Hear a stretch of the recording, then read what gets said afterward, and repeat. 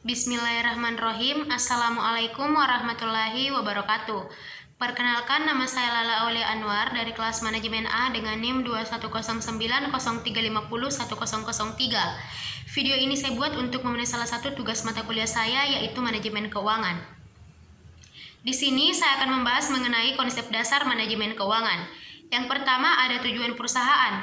Secara keseluruhan tujuan perusahaan dibedakan menjadi 3. Yang pertama yaitu mencapai dan memperoleh laba untuk memakmurkan pemilik perusahaan. Kemudian yang kedua yaitu menjaga kelangsungan hidup perusahaan. Yang ketiga yaitu mencapai kesejahteraan rakyat sebagai tanggung jawab sosial perusahaan. Selanjutnya pengertian manajemen keuangan. Manajemen keuangan merupakan segala aktivitas yang berhubungan dengan bagaimana cara memperoleh dana, menggunakan dana, mengelola aset sesuai dengan tujuan perusahaan secara menyeluruh.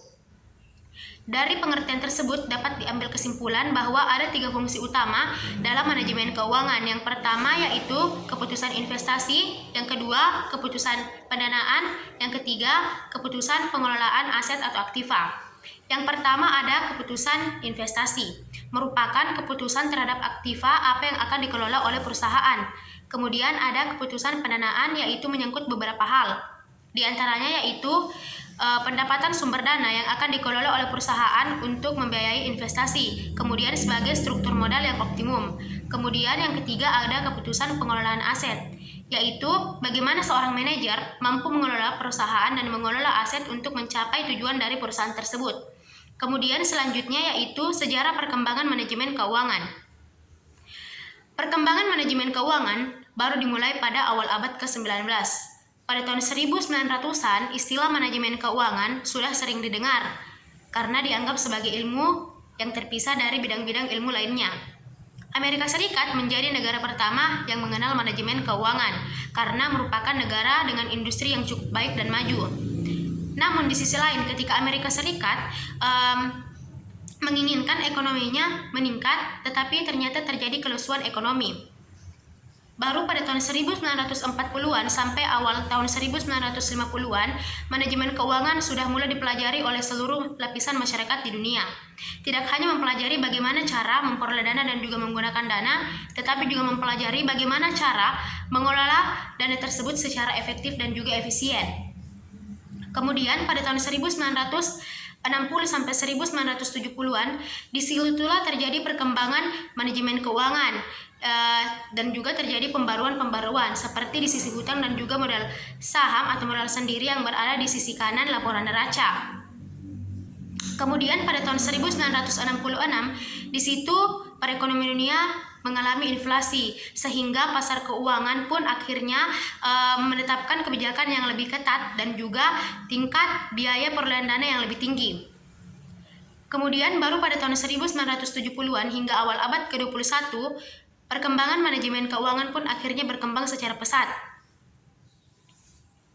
Kemudian hal tersebut didukung oleh adanya berbagai inovasi-inovasi yang terjadi hingga sekarang ini. Sebenarnya perkembangan manajemen keuangan itu sudah dimulai pada tahun 1950-an, namun baru tampak nyata pada tahun 1970-an. Selanjutnya yaitu ada teori perkembangan keuangan. Yang pertama ada teori pasar modal efisien, 2 teori struktur modal, 3 teori dividen, 4 teori diskonto aliran kas, 5 teori agen, 6 teori informasi asimetrik, 7 teori portofolio, 8 teori opsi.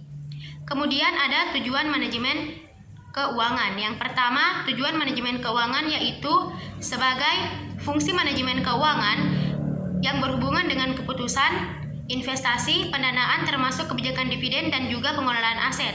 Yang kedua yaitu manajemen keuangan yang bertujuan sebagai memaksimumkan nilai perusahaan yang diukur dari harga saham perusahaan. Kemudian yang ketiga, harga saham perusahaan merupakan refleksi dari keputusan-keputusan investasi, pendanaan termasuk kebijakan dividen dan juga pengelolaan aset. Selanjutnya ada perkembangan dari fungsi manajemen keuangan. Menurut Fred Weston, fungsi manajemen keuangan itu dipengaruhi oleh 5 perubahan besar dari lingkungan eksternal. Yang pertama yaitu perkembangan teknologi yang semakin pesat. yang berakibat pada cepatnya daur hidup pada setiap kehidupan produk. Yang kedua yaitu kemampuan perusahaan dalam memperoleh laba, mengalami penurunan dibandingkan penjualannya yang hampir terjadi di setiap perusahaan. Kemudian yang ketiga yaitu terjadinya Perang Dunia Kedua yang menghasilkan peluang-peluang bisnis yang diperlukan dengan cara menggunakan pembiayaan tertentu.